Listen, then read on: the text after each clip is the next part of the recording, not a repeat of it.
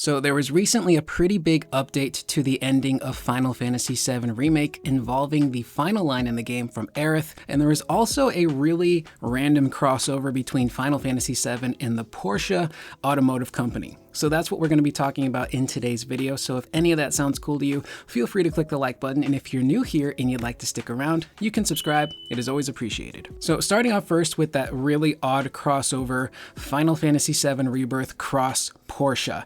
It just hit this morning. It's a very out of nowhere kind of crossover, but in this video, it's about 5 minutes long, they interview Tetsuya Nomura, Naoki Hamaguchi, and Yoshinori Kitase, and they talk to them about the leaps they took with the Final Fantasy VII Remake project and how they're kind of like innovators in their industry, which would be the games industry, and how they push the envelope with storytelling and technology and were able to do some really unique stuff with Remake and now Rebirth. And there's some really cool shots of the developers in Porsche cars driving around. Obviously, they're not actually driving. It's stunt drivers and they're on a set, but they're in the car. There's like these really nice clips of B-roll. It's a really well put together video. Very expensive, I would assume. Great cameras, great lighting, great audio. There's also some faux shots of them driving and then just some shots of the Porsche car. Now, I don't know dick about shit when it comes to cars. I will probably never own a Porsche because I know they're very expensive. But I guess Porsche was trying to equate the evolution that Square Enix and FF7 took in their respective field and how Porsche is kind of the equivalent in the automotive industry. I don't know. It's a bit weird. It's a really well put together commercial, but any promotion for Rebirth is good promotion at this point. Now, getting to this next point, which was a very big update to Final Fantasy VII Remake, which took place before Rebirth even launched. I believe it was an 11 gig patch, which changed a few things, but the biggest change had to do with the final line in the game from Aerith. Now, I have not finished Rebirth yet, so please, I ask in the comments that you refrain from posting any spoilers in regards to the story, especially if you've already finished it. And you might think, well, what constitutes a spoiler? If you have to think about it and whether or not it's a spoiler, chances are it might be a spoiler. So I ask that you do hold back at least for a month or so before kind of jumping in there with theories about the story of Rebirth and how it ends and whatnot. Now, I will mention later on a conversation that does take place very early on in Rebirth between two characters, but I'll give you guys a heads up before we actually get there in case you want to click away from the video. Now, the final line in 7 Remake from Aerith was, "I miss it. The steel sky." I miss it, the steel sky. And I really love that line because it's very poetic, it's very poignant, it's very metaphorical to a degree because there's a few different interpretations there with that line from Aerith, and the tone of her voice kind of conveys fear and apprehension but excitement. And starting with that first thing is the fear of the unknown, that unknown journey that we were teased with at the end of Remake. The ending of that game was nuts, and we were led to believe that this story going forward could potentially have some very massive twists and turns to it and potentially big changes. And I think that line represents that. And in Aerith's tone of voice, obviously there's the apprehension, the I miss it, the steel sky. She misses what she knows, what she loves for comfort, and that's growing up in Midgar in the slums with her mother in Sector 5, knowing everyone. And they do a really fantastic job in Remake of just showing how loved and important Aerith is to her area of the slums. She goes around and helps people, she delivers flowers, everyone knows her and loves her, and she seems to be kind of like the heart of that sector of the slums to everyone, and she's just a genuinely great person, and that's really reflective of Aerith's character. She is almost kind of at times this revered ethereal being, but she's so grounded and human and just spunky and optimistic, and Brianna White does such a great job of voicing her and conveying that. So naturally, leaving that comfort, the comforts of home, is going to scare her because there's this big, vast open world that does not have that steel sky comfort that awaits her. So that's the apprehensive aspect of that line.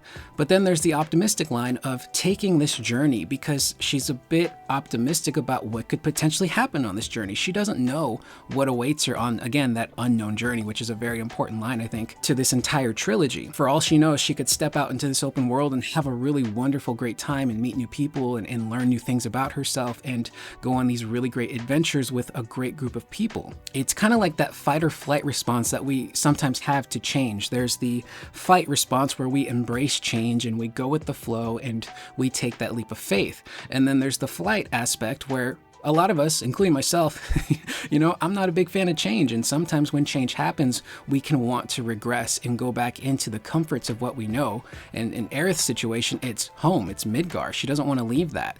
And I love that line because it just represents everything from Aerith to the story, to the developers, to us as the players, because everyone is feeling that same apprehension of, oh man, some changes are going to happen. I don't know if I like this. Maybe I am optimistic about these changes that are happening with the story and what awaits the characters and their fates. You're accepting of all of the new stuff, and that just perfectly represents everything involving the 7 Remake project, especially, the developers and all these interviews we've done over the past, year or so, where they were talking about being apprehensive about changing things and not being sure about the reception from fans. And so far, everyone seems to be pretty on board, and even people who had apprehensions with the story in 7 Remake are at least still being somewhat open-minded when it comes to that story. So I love that version of the line. I just think it's really beautiful, and I love that it's open to interpretation. Now, that line has now been changed seemingly permanently with this update, and it's gone from "I miss it, the steel sky" to "The sky. I don't like it." And the tone delivery from Brianna on this line is very negative. There's a fear there. There's a huge sense of apprehension in her delivery with that line. It's so much more ominous, and it's almost as if Aerith knows that by leaving Midgar and stepping out into this open world, something potentially fatal or bad will await her. So naturally, she doesn't want to go on this journey. She doesn't want to leave the comforts of her home because she knows what's headed in her direction, so to speak. Which leads me to that conversation that happens very early on in Rebirth. So again, if you don't want to have any conversation spoiled, you can skip to the end of this video.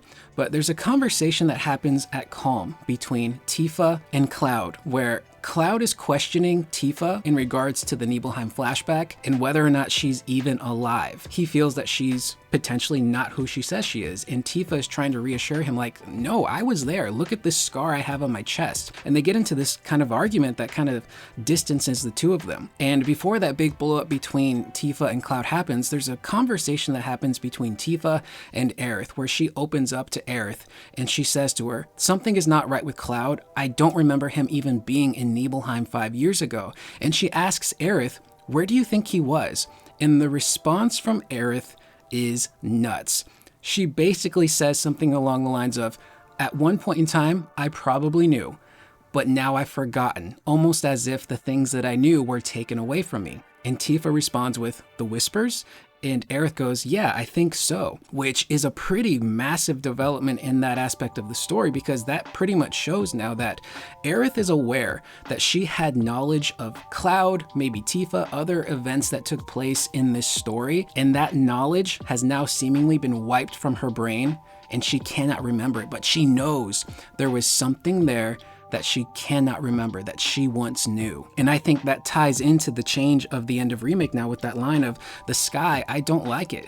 It's almost as if Aerith, again, spoiler for those of us who have played the OG FF7, Aerith knows what's headed her way. She knows what's going to happen, and there's potentially no way that she can change it. So there are definitely certain aspects of this story that Aerith is privy to, stuff that she doesn't know.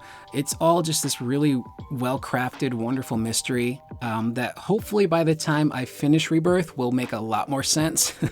So I'm going to try my best to get through Rebirth and just experience that story. I don't want to rush it. I'm having a lot of fun on my own right now. I was doing a playthrough, but it's not going well in terms of reception on YouTube. I just don't think people are interested in watching me play through the game, which is totally fine because I don't think I'm very entertaining when it comes to doing, playthroughs and Let's Plays. I think my strengths kind of lie more in this aspect of gaming, breaking down characters and story and analysis, doing, developer interviews. That's the kind of stuff that I think I'm a little bit stronger at. But hopefully by the time we all finish Rebirth, this will all make sense, and then we can reconvene here on the channel and just really kind of discuss the meat and bones of what happens to these characters, because seemingly they're headed in a pretty crazy direction with this story. Now, that is the end of the video. I'm Curious Corduroy. Please let me know in the comments down below, what do you guys think about all of this stuff going on? Now, again, please refrain from any spoilers, but maybe let me know what your interpretations of these two lines are. I miss it, the steel sky, and the sky, I don't like it. Do you have a preference over which one you like? Do you not like either of them? Let me know in the comments down below.